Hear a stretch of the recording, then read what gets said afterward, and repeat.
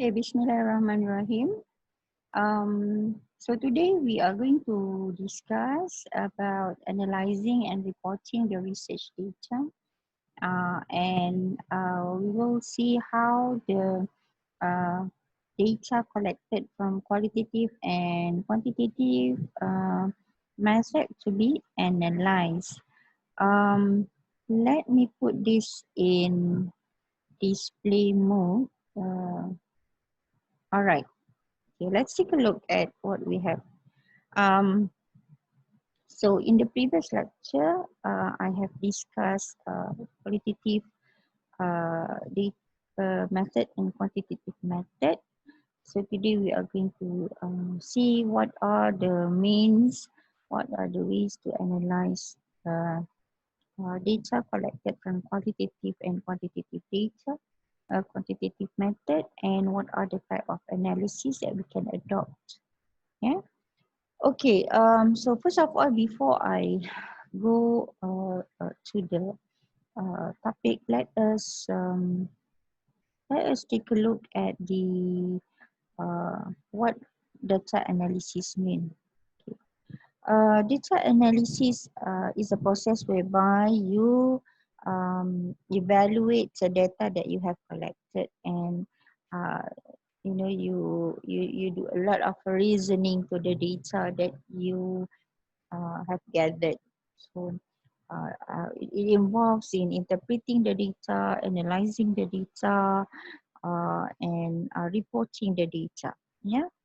Um, and it is one of the process that you need to do when you have conducted a research. Yeah? And when the data analysis is important because you need to report your findings. You need to report your findings, and in thesis writing, before you can report your findings, of course, you need to analyze the data. And analyzing the data can also involve, describing the data, interpreting the data, but also criticizing the data. So these are among your findings, and of course at the end of your thesis you make a conclusion out of the data you have collected. So these are all the process that involves analysis. Okay, why is this not working? All right, so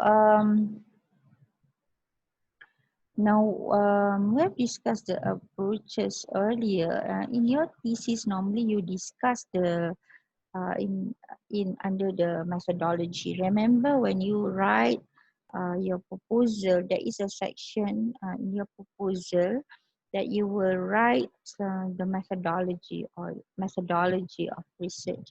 So you have to explain first of all what the nature of your research is about. Or what is the nature of your research? Is it library study or empirical study? Yeah? And what are the method that you need to do the research, whether you need a quantitative method or qualitative method? Yeah. And then you explain also how you're going to collect the data. Yeah, either you collect the data uh, based on the library readings, internet sources, or maybe also you collect the data through survey, yeah, questionnaire, disseminating questionnaire, also maybe via interview, yeah, in-depth interview, focus group discussion, observation.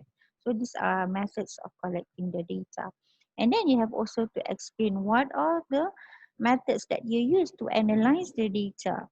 So either you analyze the data, using what do you call it, discourse analysis, thematic analysis, or either it's a narrative analysis, content analysis, or whether you use SPSS, statistical study for So you use a SPSS package to help you to analyze the data, or it is a qualitative analysis whereby you use, say for example, NVivo or Atlas TI. So you make a qualitative analysis assisted by the NVivo or Atlas TI. Yeah. Um, that's about it. And under the section of method, you explain about the nature of your research, the method of collecting the data, and the method of analysis of data. Don't forget this when you write in your proposal about the method.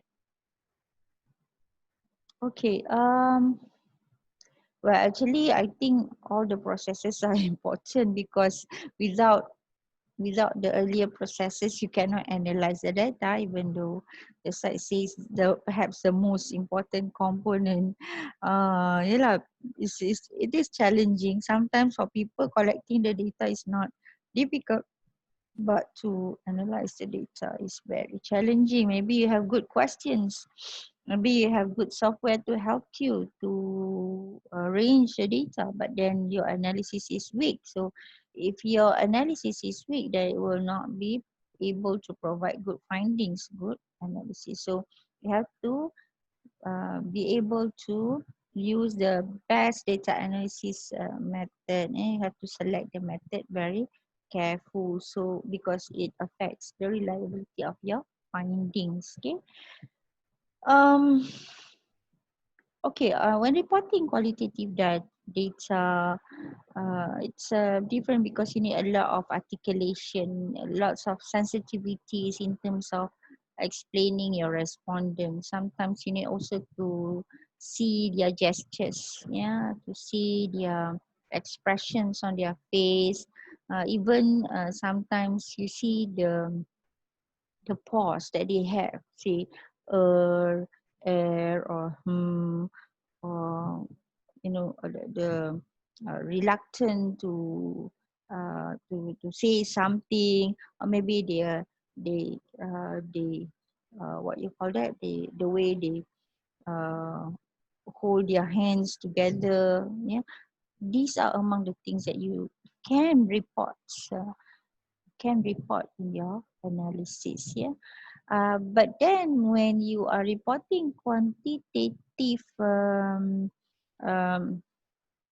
data, the moment that you have everything coded in the system, in the SPSS for example, then the data is ready for analysis. You just need to know what are the types of um, analysis that you need to do.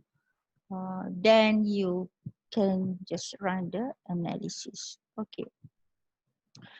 Okay, so for example, when you have qualitative method, when you adopted qualitative method and you want to start analyzing it, okay, now we are in analyzing qualitative data. So first of all, you need to do data reduction. What is data reduction? Data reduction involves the steps of coding. Coding means you have say for example you have 20 or 30 respondents, so you code respondent number 1, respondent number 2, respondent number 3, accordingly lah. And then maybe you have 10 questions, right? So you have R1 and then you have 10 questions. So maybe R1A, R1B, R1C, R1D. So you code the questions uh, according to A, B, C, D, E. So say for example, you have until G. So whenever you transcribe, you can put R1A, R1B, R1C, for example. You can also code the responses, but of course, for you to code the responses, it needs another step. For example, clustering. So normally what you do whenever you have interview is that you have to listen to the interview first. Try to grasp the very distinctive trends in the answer. Or maybe also you can make some guessing. Yeah? For example, uh, question number A. So you make a guessing. Perhaps the respondents can answers can be clustered into five. Yeah, five.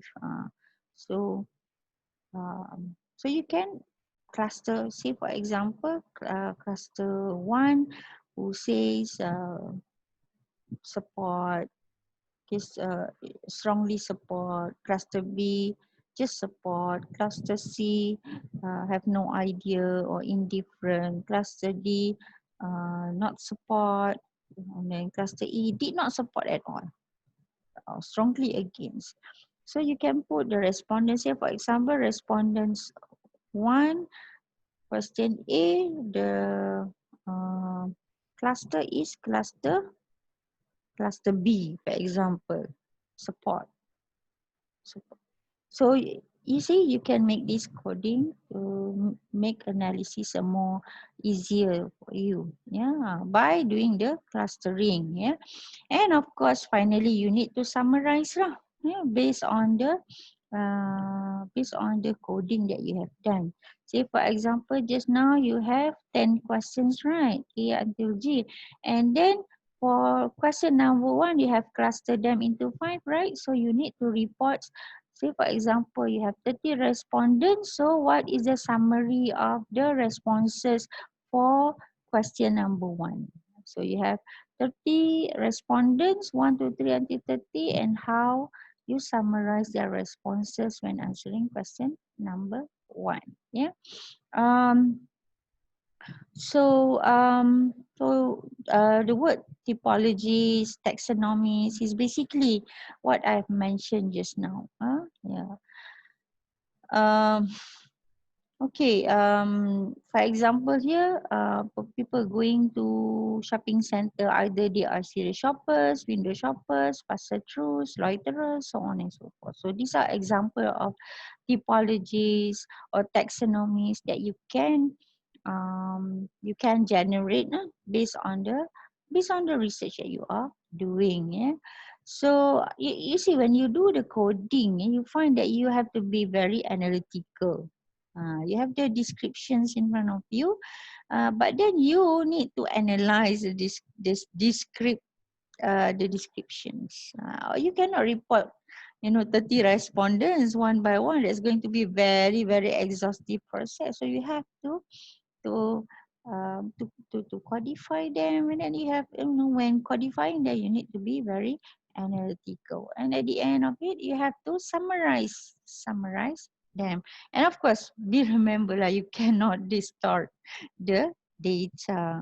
That is very unethical for a researcher to distort the data. Okay. So you can also, even for qualitative method, if you use NVivo, you can actually create or generate a diagram uh, based on the data that you have received, or based on the analysis that you have done. You can actually. So for example, when you use NVivo and Atlas DI, for example, you can ask the software to make a diagram. For example, which are among the words mostly used by your respondents. For example, you have first question kan, what is your definition of religious pluralism? So you key in the software, in NVivo Atlas CI, say for example, some answer religious coexistence, some answer religious diversity, some answer pluralistic society, so on and so forth. And then you run the analysis by the NVivo, and will be able to make you a diagram, the most used words in the responses. So the most used word will be projected, bigger and more outstanding in comparison to the rest of the words used by the respondents. And you can also do your own, even though you may not use any software. You can also do your own. Yeah, for example, based on 30 responses from your respondents, and then you have grouped them up. For example, someone who had very long life traumatic traumatic situation, someone who recover from traumatic situation. So you can, just draw a diagram to indicate how your responses behave. Okay. Okay, let's take a look at how we prepare the data analysis using qualitative method. So first of all, like I said just now, you have to get familiar with the data. Normally what I did is I will have to listen to the interview. Well, 30 interviews, too much to listen to. And especially when you're using research assistant, your research assistants were the one who do the interview. You may want to listen to the interview because you want to have the first-hand experience of listening to the responses from your respondents. So you need to listen to the interview. If you yourself interview, it is better because apart from the record that you have, you can still recall based on your experience. Yeah, and then when you have the data transcribed, then you may want also to map again whether you have asked the questions accordingly or not. Go back to your research objectives. Do you think that the questions that you ask your respondents, their responses are able to help you to answer your research objectives? This is very important. Normally, normally when you have conducted research, pilot research, yeah, you need not to worry lah, because you have addressed these problems in your pilot research. If you don't do pilot, then it is very dangerous or very risky, because sometimes you found that your questions does not link to your research objectives. Yeah. But basically, it's just a matter of checking. Make sure that your research questions help you to meet the objective of your research. So develop a framework. When reporting qualitative analysis, you really need to have the bigger framework, because you are going to report, you're going to analyze based on the framework. For example, when I did my research on the concept of meta-religion, yeah, permanent and dynamicity of religion and religious thought. Yeah. So I need to to know that my bigger framework in this context is how is it? Whether uh, during that time I was interviewing religious leaders. Yeah. So I wanted to know if they understand religion, some basic principles in religion, uh, based on my framework. The framework is how they perceive the nature, how they understand the relationship between the nature, what is the purpose of the nature, what is the role of man, what is the role of beings other than man, and what is the end of man, yeah, what is expected and what is the end of man.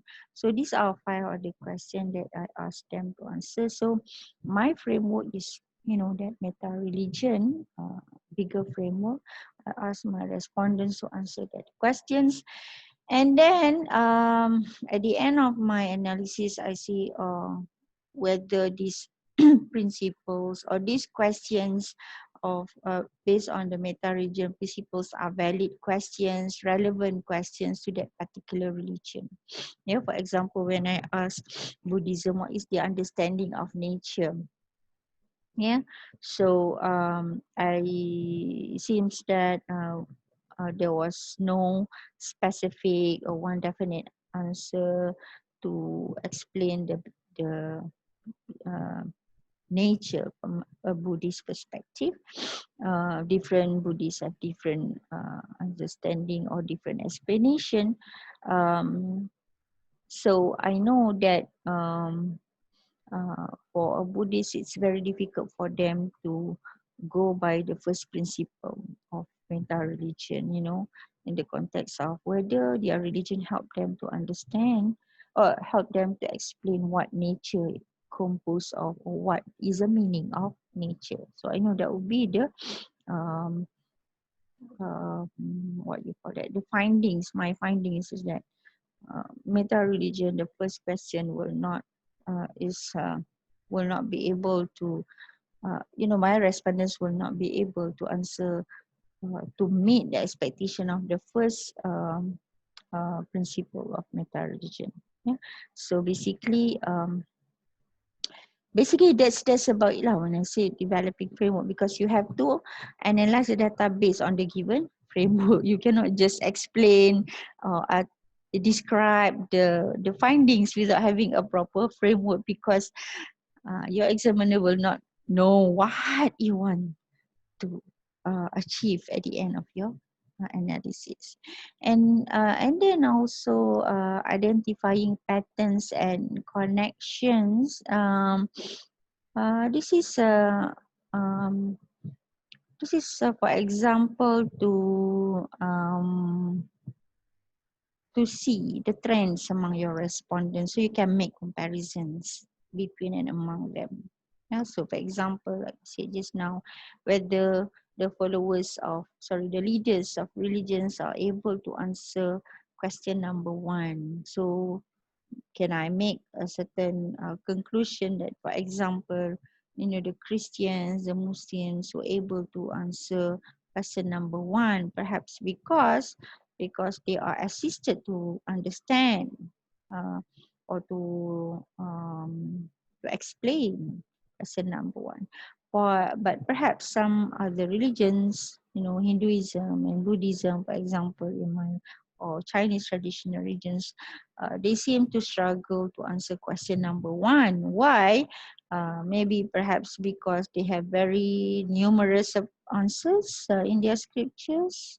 Maybe because of the different schools that they have in their religion, secretarians that provide different answer to the first question. Yeah, so you see, you can develop the pattern and understand the connections.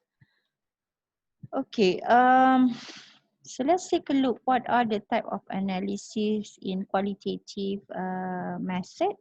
So first of all is content analysis. Most of us are very familiar with content analysis, especially when you are so tied to the library research. You are so much tied to the content analysis. Yeah, content analysis.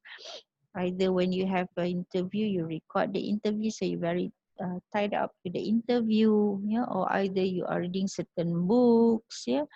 Say for example, you are in certain text lah or books, yeah, you are studying certain scholar books, yeah, Ismail Raji Al-Faruqi, for example.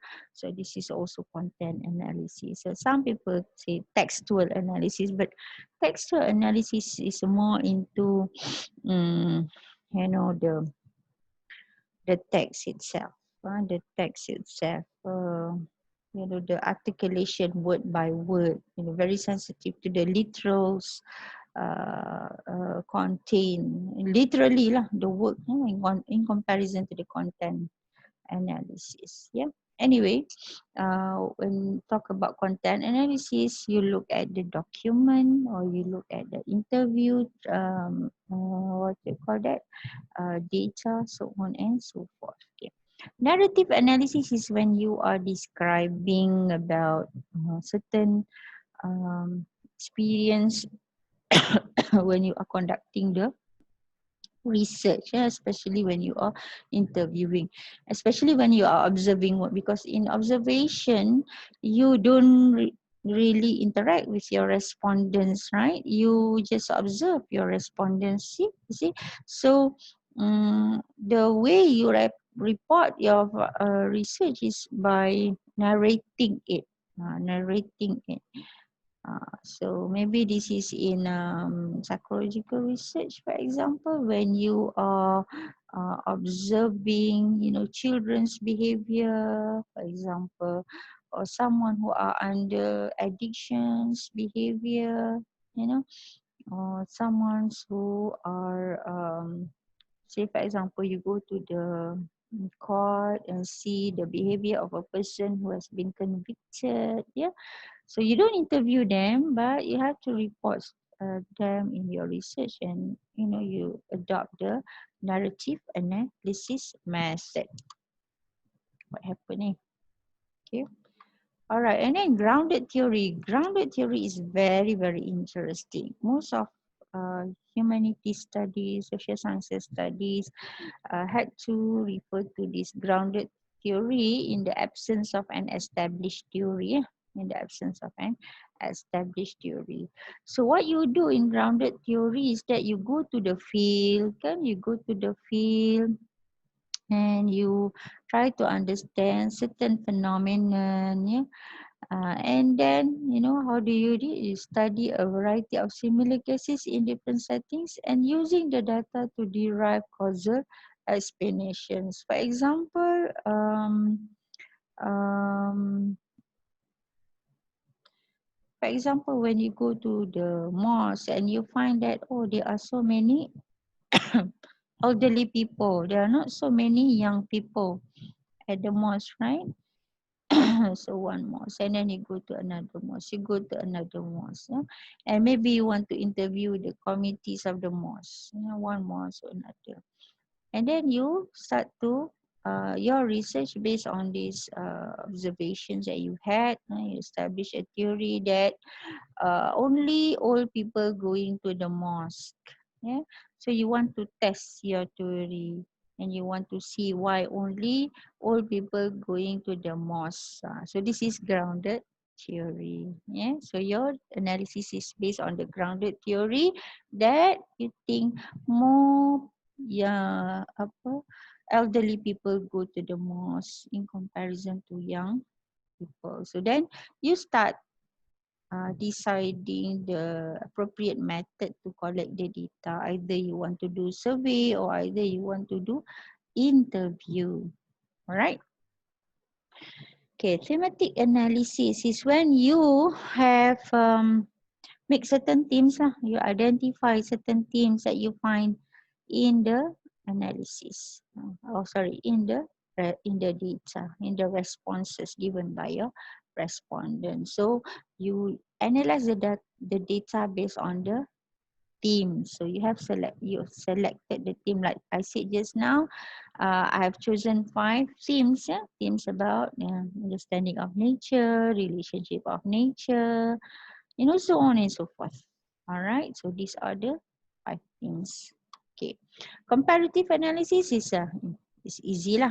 This is in the case if your research is about making comparison, comparison between. So for example, like I said just now, you are researching about the type of people going to the mosque, the elderly people or the young people. So maybe you want to compare between the mosque in the city and the mosque in the rural area. Maybe in the rural area, many elderly people, but in the city area, many young people. So you are making comparison.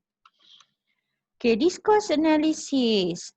Discourse analysis is based on your communication between you and your respondents, on the basis of their answers basically. But discourse analysis is also very sensitive about the words they choose to respond, yeah, um, and general discussion among the people during the time of the research. Say for example, religious pluralism, right? What are the apa tu, the how do you call that, the glossaries, the glossaries, the words used in their discourse when discussing about religious pluralism, for example. You see, they use the word multiplicity, religious diversity, coexistence, peaceful coexistence. So you see, these are among the terms used to explain religious pluralism among the respondents. So this is, referring to what it means by discourse analysis. All right, so that's about it with regard to the qualitative data of analyzing qualitative data. Of course, there are many, but I think for a master thesis, you can uh, limit yourself to these types of analysis. Yeah, inshallah, when you do your PhD, you can explore for more advanced analysis, yeah, and start doing your research, because in PhD the writing is more extensive, the writing time is more extensive, and the expectation is more advanced in comparison to a master thesis or dissertation.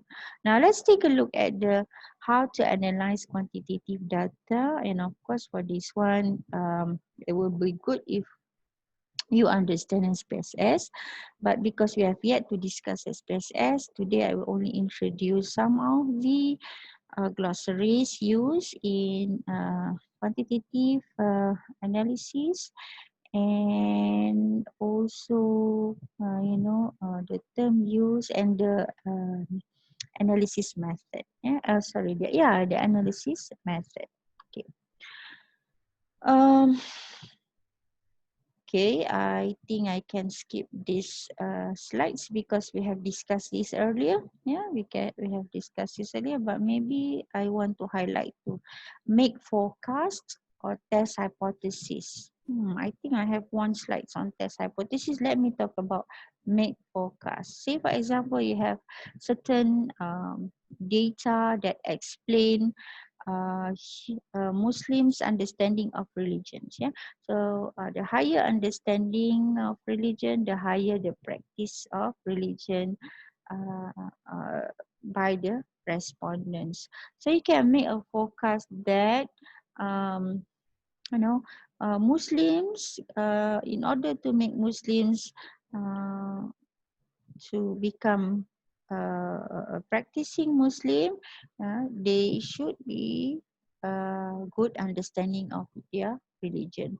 So you can forecast that if they have lack of understanding of religion, then there is a likelihood for them to not practice the religion.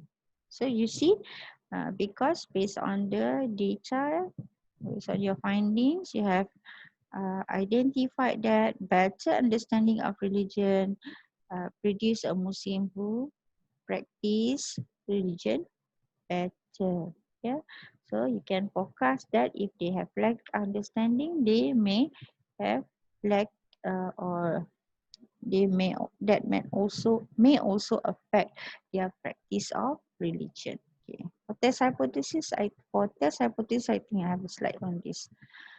Okay, and also in statistical method, you will find this term, mean. So what is mean?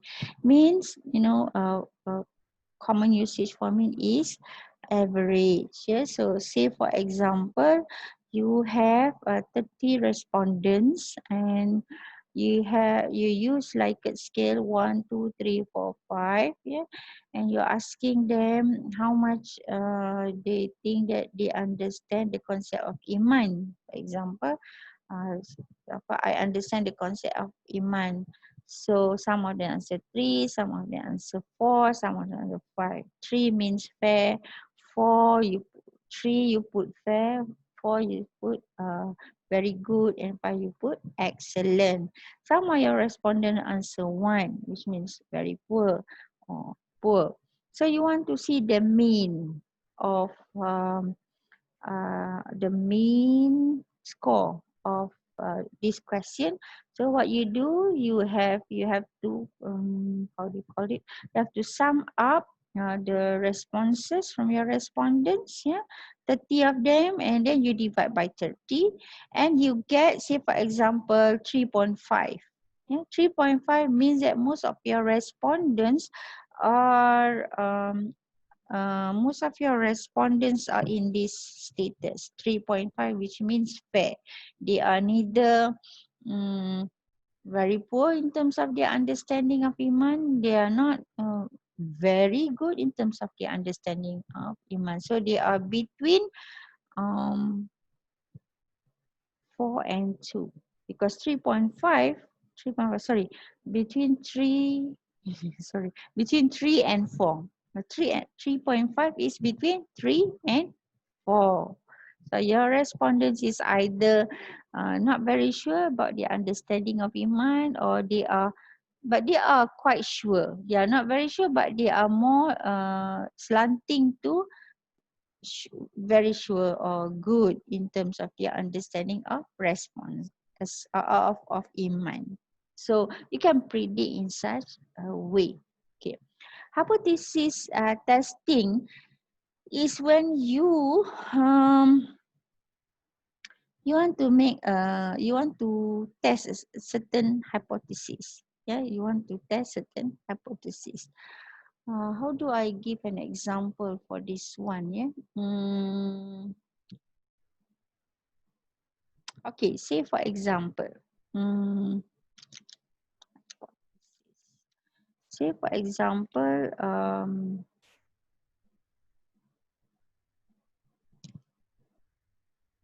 you give your respondents a set of principles. You give your respondents a set of principles. I said just now, I use the example of meta-religion principles. Yeah, and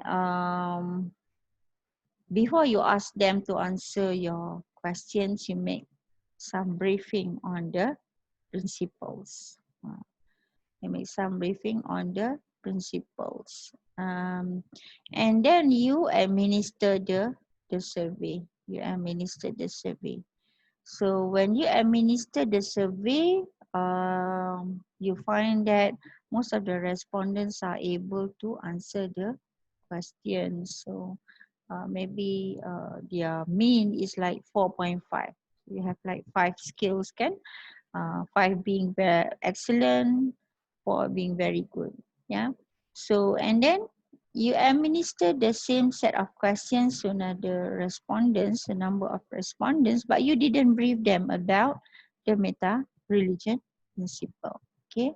So and you find that they seem to be able to answer the questions. They seem to be able to answer the question.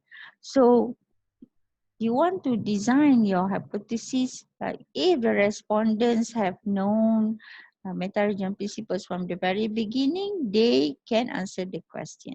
If they don't know, they cannot answer the question. So the hypothesis is null, which means that you cannot prove your hypothesis, null hypothesis, because you find that even though they are not given the meta-religion principle, they are not brief about the meta-religion principles from the very beginning, but they can still answer the question. So your hypothesis is wrong. Well, it's not wrong. Your hypothesis is not proven. So there is no significance in terms of whether the respondents is brief about meta-religion or not brief about religion. It is not significant. It is not statistically significant in terms of their understanding of the principles. You see? Okay. So hypothesis testing is very good lah in statistical research, because you can measure and then you can prove whether your hypothesis is not right or wrong, but whether your hypothesis can be proved or not. can be proved or not, whether there is significance or not in terms of your hypothesis. Okay, and also sample size. Yeah, sample size. I think I've discussed it when we talk about sampling. Yeah, how many, and we talk about Craigie and Morgan. Yeah, we talk about the numbering of sample size and different models that um, suggest a number of respondents that you can cover in your research. Okay, just like when we talk about qualitative data just now, analyzing qualitative data, we want also to see what are the steps by step of analyzing quantitative data. Okay, so first of all, of course, data preparation, you done that if you uh, design the questionnaire, you know, and then you have done the pilot study. Okay, now you say, for example, you have administered the survey, kan? You have conducted the survey. So what you do after all the, you know, questionnaires come back to you? What you do, first of all, is to make the data validation. Now you have to screen first, because of course you need to put numbering to the questionnaire. Because say for example you have 5 enumerators to help you, 5 research assistants to help you to disseminate the questions, so you put them accordingly and you put okay. Say for example 1, 2, 3, you number the questionnaire because you are going to put them in SPSS according to that number. So later on, if you suspect there is something wrong with the key-in data, you can check again. Okay, for example, you suspect respondent number 10, the data is somewhat very weird. So you can go back again to the questionnaire and check if the data has been put accordingly in the system. And also you want to see, you know, like for example, when we did a research in Kuala Lumpur, we have 12 zone, right? We have identified 12 zone. I told you about this many times. But then our research assistant will have to go through all the demographic background, you know.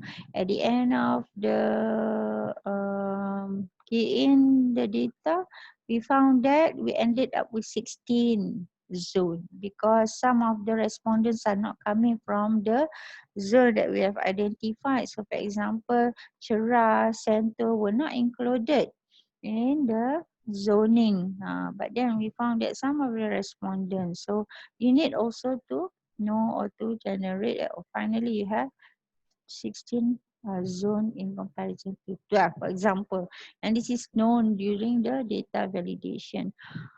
Also you want to check lah if they are like strange, something strange about the questionnaire. Say for example, you found that one respondent simply tick 5. Yeah, tick 5 all the answers. You know, this is something wrong. Maybe the respondents were not interested to answer. And maybe the respondent is interested to get the token from you. Yeah. So we just want to do it just to get the token. And he didn't answer the questionnaire very seriously. So you need also to check on that. So data validation is very important. Okay. And then data, what's this? Data editing. Data editing. For example, when the respondents, your respondents answer accordingly, but he accidentally skipped one question. So you're going to throw away that questionnaire, that respondent, that questionnaire. It's just such a waste lah, because say for example you have 50 questions, he didn't answer one and you want no. So what you do, you will add in the you will how do you call it? When you put the key in the data, you put it, you make a certain remark saying that this is missing value. For example, my research assistant used to say for missing value, he put 99. So instead of he put 1, 2, 3, 4, he put 99, but he has already informed the system that 99 is missing value. So when the system do the calculation, it will not calculate the 99. We only calculate 1, 2, 3, 4, and 5, and 99 is missing value. Okay. So outliers, for example, yeah, for example, uh, how do I give an example for outliers? Um, Maybe the respondents wrongly and you know that it is impossible for the respondents to tick there, but maybe because you assume lah, you make some assumption that he is not very sure, huh? Or not very sure, he wrongly put. So no, if you are confident that the rest of the answers can be acceptable, then you can still take that as missing value. Yeah, you can still take that response. But there are times also when you think that everything is so strange, like he just like wherever he wants, and you think that um, this is not supposed to be, so you can just scrap that. Uh, you know, responses. So a lot of things lah in data editing, which means that you need to also to look through the responses and do some adjustment if you think that it can be done. Otherwise, you just throw away that response. Yep. Okay. What is it? Oh, why is it not moving now? Okay, data coding, just like what you call that? Qualitative data. In quantitative data also, you need to code the respondents. Yeah. Sometimes, for example, in terms of the age bracket, income bracket of the respondents, yeah. So you put certain coding. Yeah. Say for example, code number 1 represents certain age, so on and so forth lah. Or income bracket, you code according to 1, 2, 3, 4, 5. Yeah. Okay. So coding is also very useful. Okay, in the quantitative analysis method, there are two types of analysis lah. Descriptive and advanced analysis, inferential analysis. Descriptive analysis or inferential analysis. Descriptive analysis is very simple. It's a basic analysis. Yeah, basic analysis, like for example, you report the mean of the data, the mean of the respondents, like I said just now, the mean of respondents from 3 to 4. So this is simply describing the phenomenon. Or you want to report the median. Say for example, you found that many of your respondents answer 4. Yeah, but a number of respondents also answer 1, and that makes the mean going down. So even though you have many respondents, say when you put for a median, when you try to find the median, you find the median is, say for example, 4. But many of your respondents some of your respondents have chosen 1, and that makes the mean to be lowered. Yeah. Okay. The mode is the most common value, like I said just now. For example, you have more of your respondents answer 4. So the mode is 4. Statistic will be able, SPSS will be able to tell you. You just need to click certain button, and it will give you the mean, the median, and the mode of your respondents answer. And the percentage, this is very simple. The frequency, say for example, most of the respondents, majority of the respondents answer 4. Yeah, but some of them answer 1. Okay, so you can report the frequency and also the range. Yeah, the range from the highest is 5, the lowest is 1, for example. These are descriptive analysis, and this is very simple to make. Yeah. Good to explain to the data. Yeah. But it will not help you to understand the reason behind the data, the relationship between the data, and what you call that, the cause and effect, if this is possible. Yeah, relationship lah, cause and effect. So descriptive analysis is mostly used for analyzing single variable and unvariate analysis. For example, you only want to analyze understanding of religion. Yeah, but then you want also to see the relationship between understanding of religion and practice of religion. You cannot do descriptive analysis alone. You have to do inferential analysis. Okay, so inferential analysis, either you do the correlation analysis, regression analysis, and analysis of variance. So this you can read by yourself. Let's go to this linear regression analysis. Yeah, in the SPSS lecture next time, I'll show you more concrete examples of this year, but as of today, let me just introduce you what are these inferential analysis are and what it can help you. Okay, so for example, linear regression analysis is when you want to check or want to understand the relationship between two variables. Yeah, like I said just now, when you want to see if understanding of region affects practice of religion. Yeah, so either it is they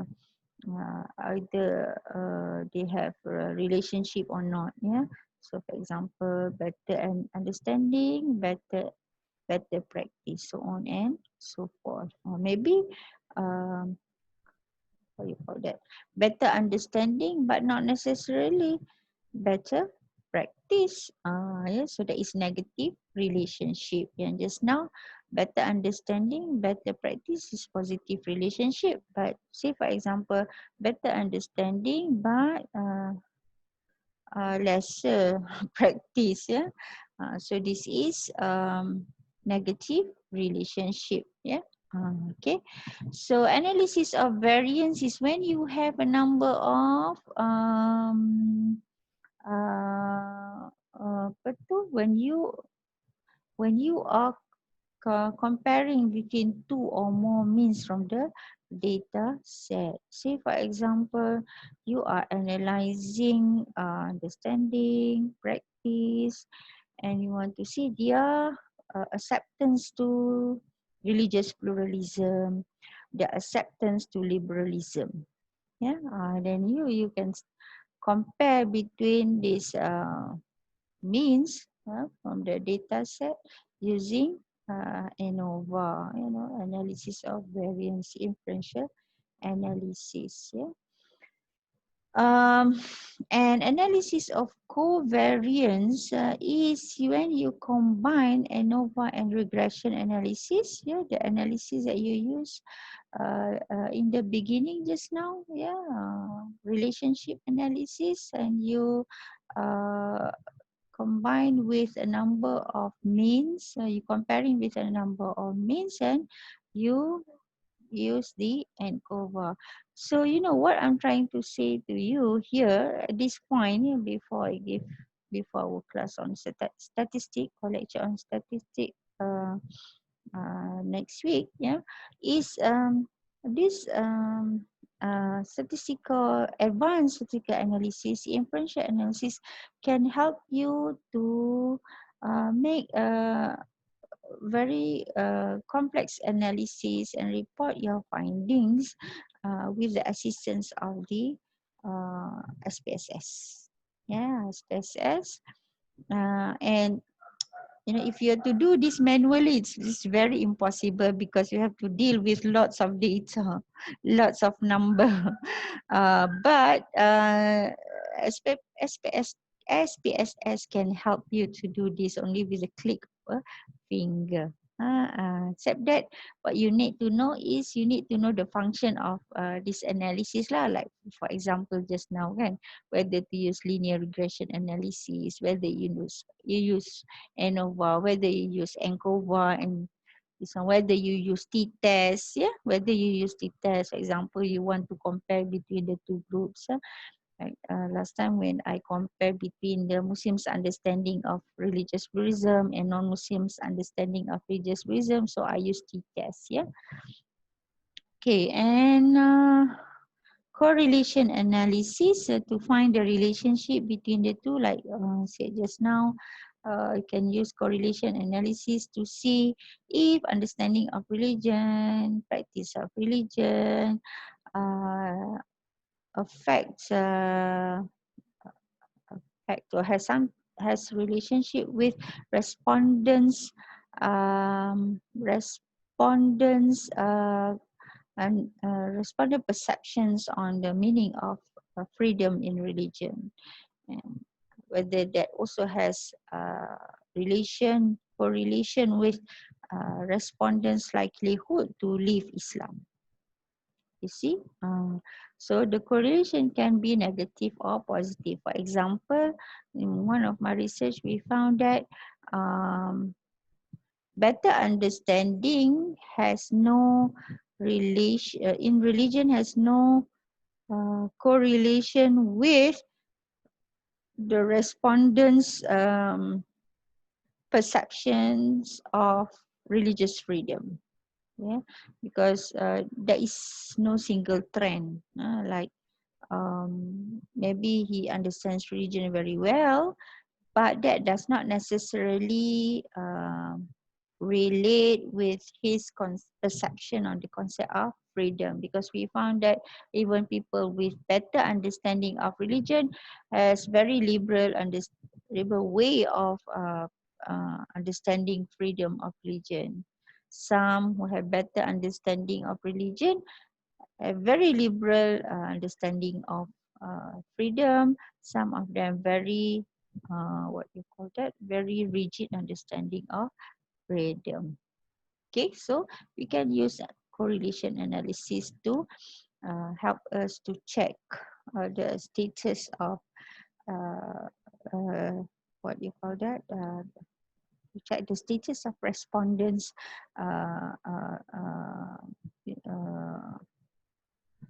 responses lah, in terms of the research problems that we are investigating. Yeah. So yeah, I guess that's about it with regard to this discussion on the analysis of data, quantitative and qualitative. Inshallah, I'll see you again in my next lecture. Thank you very much. Assalamualaikum warahmatullahi wabarakatuh.